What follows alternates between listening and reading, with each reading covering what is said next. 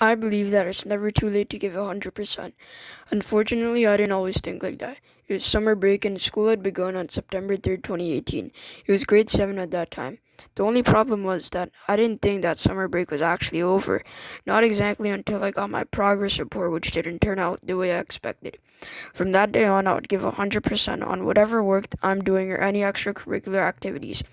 When I was a little kid, I started to love playing soccer. It was a passion I craved. Even if I had a basketball, I would start to dribble with it. On the soccer team, the role that I played was a midfielder. I was known to be also one of the playmakers. Playmaker is the main person who dribbles with the ball, makes plays, and gets assists. Position that I also loved playing was goalkeeper. When I was a goalkeeper, I think I'm better at that role than I am as a midfielder. On the soccer team, everything wasn't easy. For example, our games used to happen before school, during school, and after school. This meant that I had to catch up on the schoolwork that I missed out on by coming to Chilling Club around 7:45. I had thought of joining a rep team outside of school. Believe it or not, some players and coaches have also recommended trying out for a rep team. At the same time, I think schoolwork is more important though. One particular day, my love for soccer helped me learn an important lesson. It was 11:20 a.m. during lunchtime when we had gotten changed into our soccer gear and had already gotten ready to leave. Our destination was at John A. Leslie since that's where the game had taken place. We had gotten there by taxis and it took us around 40 minutes. When we had arrived, we still had 20 minutes left to start. It was a chilly day for an important game. As we were warming up, we realized that Mr. Butch still hadn't arrived, so our team decided to give Miss Close a call to tell Mr. Butch the location. We then decided to go towards the parking lot and wait there for Mr. Butch. There were many cars identical to Mr. Butch's one. Suddenly, we had then thought Mr. Butch had arrived. We all had rushed towards the car, but soon came to realize that it wasn't him, but it was actually the referee. We had all lost our hope of winning, and it was time the game was going to start.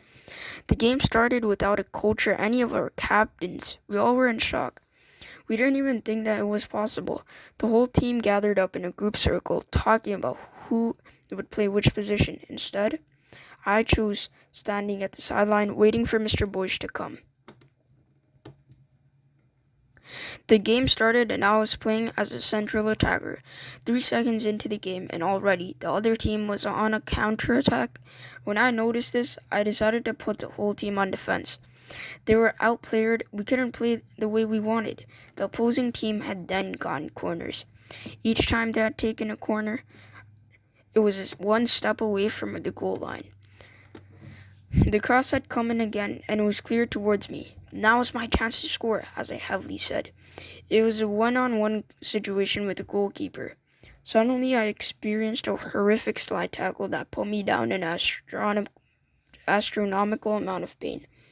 The other team thought that I had dived. Ref, that was a foul. I yelled in pain and frustration.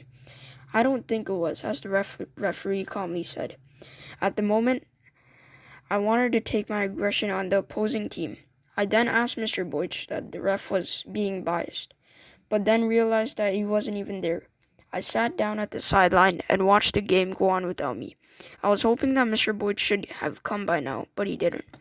As I saw the game go on, I realized how hard a player was trying, even though there weren't even coaches or captains. He was a right-back defender and his name was Saad. He was playing at a level I hadn't seen before. He was playing at 100% while I wasn't even playing at all. Not only was he a defender, but he decided to play a midfielder and also a striker. He wasn't our captain, but he represented being one and a leader. I knew that the team needed us all to be like Saad. I knew I had to make the right choice, but still, it was nerve-wracking to do so. As I sat watching the game, the opposing team had then gotten a corner. It was cleared away really far. That was when a teammate had confronted me. "Come back on the pitch and start playing," he said. "There's no use in what's even the point." "The point is that we still have time," he said. "The point is to just forfeit because we don't have our whole team." "There's still time is to just forfeit because we don't have our whole team," I said. "There's still time to give in all of what you have," he said.